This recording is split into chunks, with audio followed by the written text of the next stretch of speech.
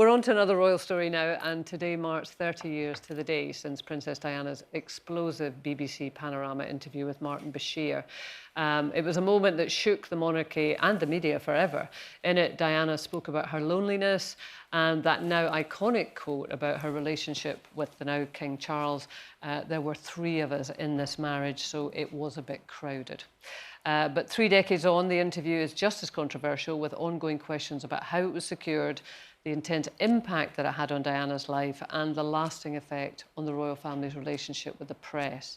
Now, Jane, you stuck very close to Princess Diana during that period of time, didn't you? And well, when she was still married to Charles, I was royal correspondent, so we used to go on various royal tours with them, etc., etc. But at this point of the Panorama interview, obviously they were separated or divorced, I can't remember which, but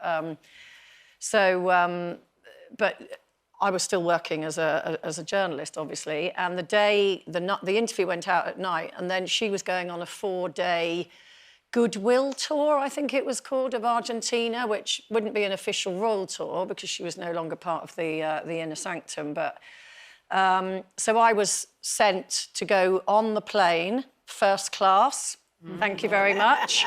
That she was, because she was flying in first class. Right. So there was me and I think 2 other journalists. What, just sitting in the cabin watching her? Yeah, we got seats. Oh, she knew us. She knew us from, you know, so she sort of walked in. She walked in looking into the first class cabin, looking like Princess Diana, looking $1 million. Took up most of the wardrobe space with all her clothes. And she sort of saw us and went, "Oh, I fancy seeing you here," or something, and laughed. But she then went into the loo and came out with the flight tracksuit on and just got in her seat, put a blanket over her head and fell asleep for the whole flight. Wow. And then just before we landed, in she went again and came out of the loo looking... She had a big sort of vanity case with all her stuff in, came out looking...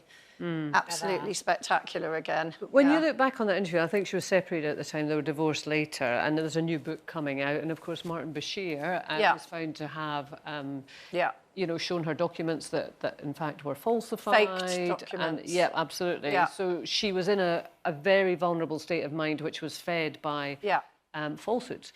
And well, he made her feel that everybody close to her was... So Patrick Jeffson was her private secretary. He was like her right-hand man. She adored him, he adored her. She died not knowing that he hadn't sold stories on her. And he is heartbroken about it because he didn't understand why she suddenly distanced herself.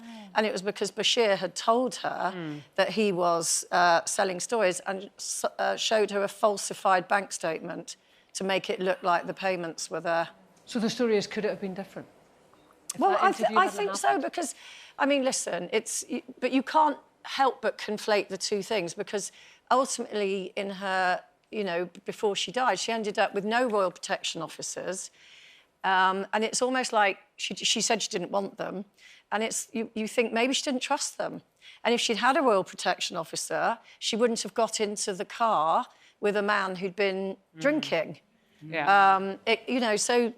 I do feel that they are connected in some way. Doors, isn't it? Yeah. So because Charles had also done an interview. Yeah, prior to this. Yeah, with was it before this? Yeah, Charles did an interview, and it was very unusual because for a future king to give... Yeah. It was quite a personal interview, not as personal as the one Diana did, but, you know, the Camilla issue was addressed, and I think she then thought, OK, he's had his say, I'm going to have my say. And then along came Martin Bashir, you know, and it's Panorama, right? So you're going to think, well, this what I'm being shown is real. Yeah. So there's a big call now for all the documents from the BBC to be released around this.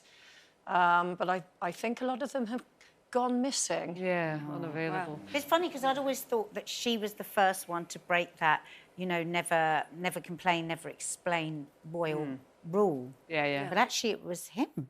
If he talked about and for us watching it, it was absolutely massive. Unheard of. I think even now, though, it's stood the test of time because of her vulnerability, the things that she was saying by breaking the protocol. Actually, whilst people thought the monarchy was on shaky ground at the time, despite what it contained, she actually gave us a bridge to more of a humanitarian or a human approach, if you like. Yeah, no, absolutely. One of us. Yeah, we felt like, well, she became the people's princess as a result. She said the words, "I will be the queen of people's hearts." Yeah. Yes. Yeah. Well, it'll be interesting to see if these documents ever surface, Jane, like you say.